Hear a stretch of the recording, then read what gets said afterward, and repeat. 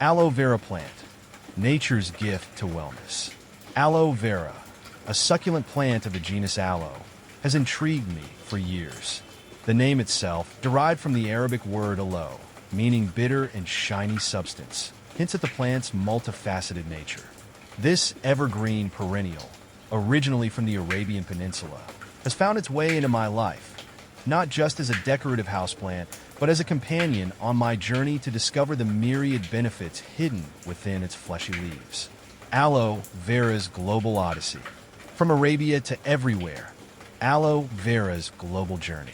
While aloe vera's native home is the southeast Arabian Peninsula, its widespread cultivation and naturalization have turned it into a global citizen. From North Africa to Spain, Portugal, and even as far as China, aloe vera has conquered diverse landscapes. Its introduction to China and parts of southern Europe in the 17th century marked the beginning of its worldwide odyssey, potentially influenced by human cultivation. Aloe vera as an agricultural marvel. Beyond its role as a decorative houseplant, aloe vera has found a place in large-scale agricultural production. Countries like Australia, Cuba, Mexico, and the United States contribute significantly to the plant's cultivation.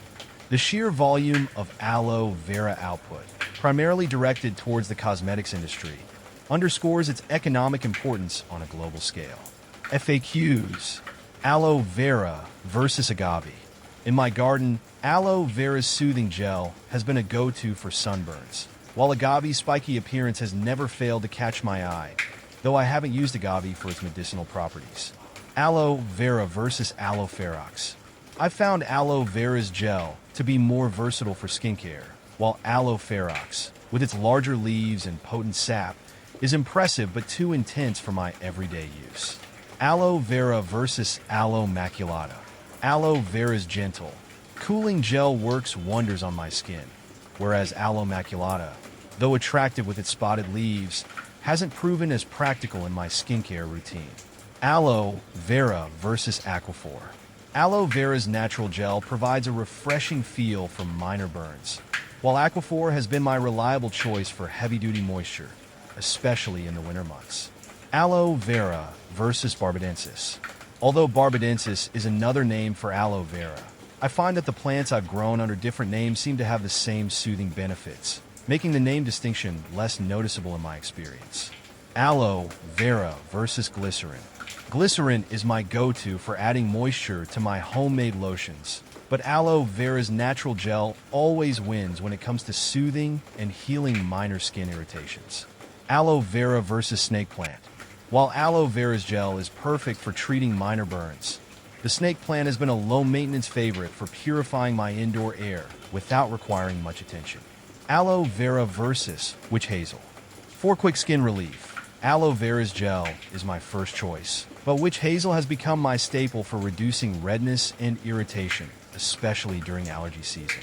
Is aloe vera good for your face? As someone deeply invested in skincare, my exploration of aloe vera's benefits took me on a journey of rejuvenation. The gel's antioxidant and antibacterial properties became apparent in its ability to treat skin injuries and accelerate wound healing. Personal anecdotes merged with scientific findings, reinforcing aloe vera's place in the realm of skincare. Can you eat aloe vera?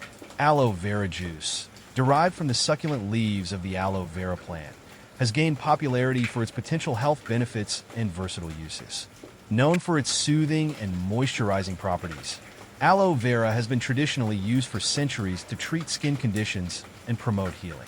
Aloe vera juice is rich in antioxidants, vitamins, and minerals, making it a popular choice for those seeking a natural remedy to support overall well-being.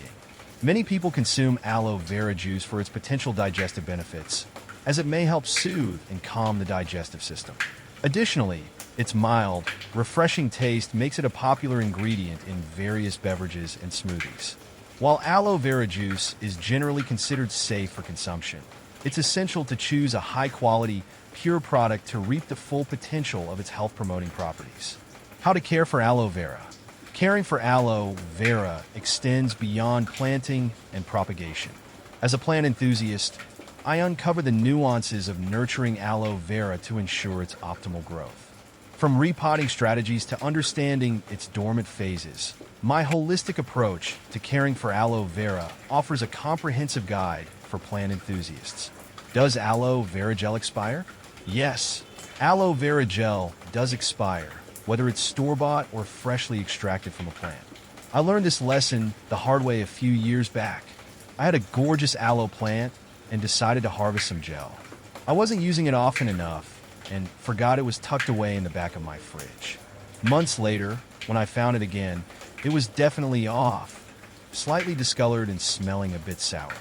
Store-bought aloe vera gel will have an expiration date on the bottle, but even homemade gel has a relatively short shelf life. So keep an eye out for any changes in consistency, color, or smell. How often to water aloe vera plant? I don't have a strict watering schedule for my aloe vera. It's more of a feel than a science for me. I poke my finger into the soil a few inches deep. If it feels dry all the way down, only then do I give it a thorough soak. Sometimes this can be every week or so in the heat of summer, but in the winter it can easily go a whole month before the soil feels truly dry. Overwatering has been the downfall of more than one of my aloe plants. Remember, these desert dwellers are used to handling some drought. Can you use aloe vera as lube? While I've never personally used aloe vera as lube, I understand that if you use 100% pure aloe gel, it can be an option.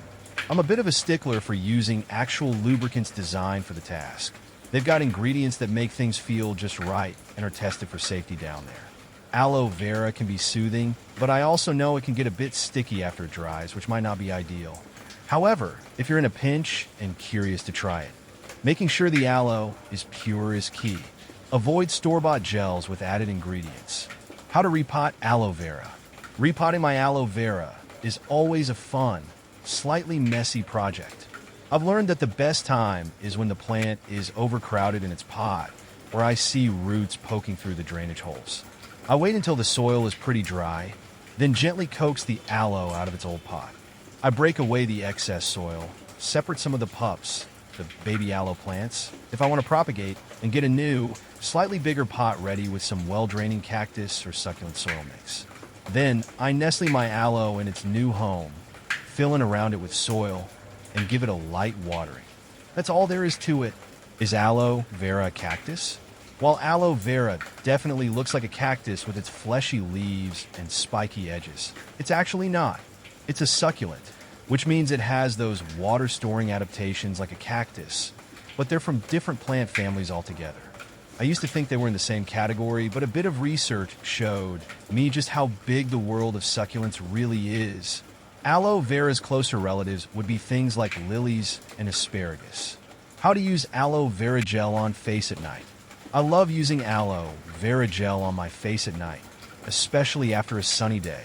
I keep a tub of store-bought gel in my fridge for that extra cooling sensation. After cleansing and toning, I'll slather on a generous layer of the aloe vera, avoiding the eye area, and just let it sink in. Sometimes it acts as my final moisturizer, and other times, if my skin is feeling extra parched, I'll top it off with a richer cream. The aloe vera feels so soothing, and I swear I wake up with my skin looking plumper and less irritated. Can you use aloe vera as a lubricant? While 100% pure aloe vera gel can theoretically be used as a lubricant, I wouldn't personally recommend it as a go-to choice.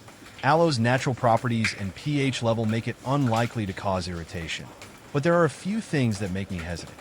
It can get quite sticky as it dries, which isn't ideal for intimacy. Plus, pure aloe doesn't have the same glide and staying power as purpose-made lubricants. If you're in a pinch, it might work, but for the best experience, I'd stick with lubricants specifically designed for the task. Can you use aloe vera on dogs? You can absolutely use aloe vera on dogs, but with a couple of caveats. It's great for soothing minor skin irritations, little scrapes, or itchy bug bites. I always keep a bottle of pure aloe gel handy for my pup. The key is to make sure it's pure gel. Avoid any products with added ingredients. However, the big thing is to prevent your dog from licking it off. Aloe vera taken internally can cause digestive upset. I usually apply it and then try to distract my dog for a bit until it absorbs a little, just to be safe. Does aloe vera bloom? Yes, aloe vera does bloom. I used to think they were strictly foliage plants, but a few years ago, My mature aloe plant surprised me with a tall stalk right out of its center that burst with bright orange flowers. It was an absolute treat. They bloom best when they're happy with lots of sunlight and are mature enough, which usually takes a few years. Seeing my aloe in bloom made me appreciate it in a whole new way. Does aloe vera clog pores? Nope. Aloe vera actually doesn't clog pores. Its light, gel-like texture absorbs quickly into the skin, and it's considered non-comedogenic. I used to be a little wary of using it on my face because I was worried about breakouts, but it's become one of my go-to soothing ingredients. It's especially nice after a little too much sun or if my skin feels irritated. Sometimes it's even moisturizing enough to replace my regular moisturizer. Does aloe vera help with mosquito bites? Aloe vera is my secret weapon for mosquito bites. The second I feel that telltale itch, I grab my trusty bottle of aloe vera gel from the fridge. That cooling sensation alone gives some relief. But the aloe's anti-inflammatory properties really help bring down the swelling and take the edge off that relentless itch. It might not make the bite disappear completely, but it definitely makes dealing with mosquito season a bit more bearable. Does aloe vera juice make your pee-pee bigger? Honestly, the idea that aloe vera juice can make your pee-pee bigger is a bit of a myth. There's no scientific evidence to support that. I've seen the claim online, but it's important to remember that a lot of information out there isn't backed up by research. While aloe vera has some wonderful health benefits for skin and digestion, affecting the size of any body part isn't one of them. How to trim aloe vera. Trimming my aloe vera is something I do regularly to keep it looking tidy and healthy. I usually do a mix of cosmetic trimming and harvesting for the gel. For cosmetic trimming, I look for any leaves that have brown, dry tips and simply snip those tips off with a clean pair of scissors. When I want to harvest gel, I choose a big, healthy-looking outer leaf, cut it off cleanly at the base with a sharp knife, and then carefully process it to extract the gel. It's a win-win. The plant looks better, and I get to use that amazing, soothing aloe. What happens if you drink aloe vera while pregnant? I wouldn't recommend drinking aloe vera juice while pregnant. I know it's sometimes touted as a natural remedy for all sorts of things, but when it comes to pregnancy, it's best to err on the side of caution. There isn't a lot of research on its safety for expecting moms, and some sources even suggest it could trigger uterine contractions or worse. My doctor always advises caution with herbal remedies during pregnancy, so I stick with tried and true prenatal vitamins and plenty of water to stay safe and hydrated. What happens if you use expired aloe vera gel? Using expired aloe vera gel isn't usually dangerous, but it's definitely not ideal. I learned this the hard way when I found a forgotten bottle in the back of my fridge. Expired aloe can lose its effectiveness, meaning you won't get the same soothing or hydrating benefits. Sometimes it just loses potency, but it can also develop an off smell or change in color, indicating bacterial or mold growth. While a little on your skin probably won't cause much harm, it's always better to use fresh aloe vera for the best results and to avoid any potential irritation. How to cut aloe vera plant without killing it. I love harvesting aloe vera gel from my plant, but I always want to make sure I do it without harming the plant itself. The key is to take it slow and use clean, sharp tools. I usually find a nice, healthy outer leaf that looks nice and plump. Then, with a sharp knife, I cut as close to the base of the plant as possible. It's really important not to just rip the leaf off, as this can damage the plant. Sometimes, I'll also trim off any dried up or damaged leaves while I'm at it, helping the plant focus its energy on healthy growth. How to use aloe vera on private parts. I get why people are curious about using aloe vera on their private parts. It's so soothing for other skin irritations. However, I generally advise a little caution here. Our intimate areas are particularly sensitive, and while aloe vera generally isn't harmful, there are a few things to keep in mind. Pure aloe. If you decide to try it, make sure it's 100% pure aloe vera gel, either freshly extracted or from a reputable brand. Store-bought gels often contain additives that could be irritating. Patch test. Everyone's skin is different. Always do a patch test on a less sensitive area first to make sure you won't react. External use only. Don't apply aloe vera internally in your vagina. Your body does a great job of maintaining its own delicate balance. Not a cure-all. If you have any itching, burning, or unusual discharge, don't use aloe vera as a substitute for seeing a doctor. Is aloe vera good for tattoos? Yes. Aloe vera can be a great addition to your tattoo aftercare routine. I've used it on my own tattoos and found it really makes a difference. Its natural anti-inflammatory properties help calm that initial irritation and redness, and it's super moisturizing without being greasy. The cooling sensation of aloe vera gel straight from the fridge feels amazing on a fresh tattoo. While it can't replace your specialized aftercare products, it's definitely a worthwhile addition. Is aloe vera antifungal? Yes, aloe vera does seem to have some antifungal properties. I was curious about this myself after dealing with a stubborn fungal skin infection. Several studies point to the potential of aloe vera to inhibit the growth of certain types of fungi. While it's not a miracle cure for every fungal issue, I found it can be helpful for milder cases like athlete's foot. If you're dealing with a fungal infection, it's always a good idea to check with a doctor for an accurate diagnosis and the best treatment plan. What does aloe vera smell like? Pure, fresh aloe vera gel actually has a very mild scent. It's slightly green and earthy. Some people even find a faint hint of cucumber.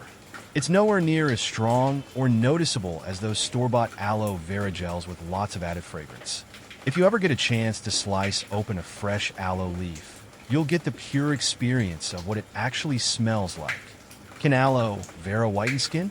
Aloe vera has properties that might help brighten skin tone, but it's not a guaranteed skin whitener. Can you freeze aloe vera leaves? Yes, you absolutely can freeze aloe vera leaves. I find it's a great way to preserve them if I have more than I can use fresh. Can you put aloe vera on your bag? I would generally advise against putting aloe vera gel inside your vagina. Here's why. Disrupts natural balance. Your vagina is a self-cleaning ecosystem with a delicate pH balance. Introducing anything, even natural substances like aloe vera gel, can disrupt that balance and potentially lead to irritation or infections. Not a lubricant. Aloe vera gel can get sticky when it dries, which is not ideal for internal use during intimacy. Underlying issues. If you're experiencing any vaginal itching, dryness, or unusual discharge, aloe vera isn't a solution. See a doctor to identify the cause and get proper treatment. Does aloe vera help sexually? Aloe vera has some properties that might be indirectly helpful sexually, but it's not a magic bullet. What soil to use for aloe vera? The best soil for aloe vera is one that drains super well. These desert plants hate sitting in soggy soil, so a mix specifically formulated for cacti and succulents is perfect. You can find these at most garden centers. Aloe vera's enduring allure. A botanical companion. Aloe vera's timeless allure. In conclusion, my journey into the marvels of aloe vera has been a tapestry of exploration, discovery, and appreciation. From its rich botanical history to its versatile applications in skincare, health, and beyond, aloe vera has proven to be a fascinating companion on my quest for holistic well-being. As I continue to navigate the realms of aloe vera care, wellness, and botanical wonders, aloe vera stands as a testament to nature's timeless allure. Its enduring presence in various aspects of our lives, from personal care rituals to agricultural landscapes, reinforces the notion that, indeed, nature holds the key to a harmonious and healthy existence. So, let the journey into the marvels of aloe vera continue, an exploration that intertwines the threads of science, nature, and personal experience, weaving a narrative that celebrates the boundless wonders of this extraordinary plant.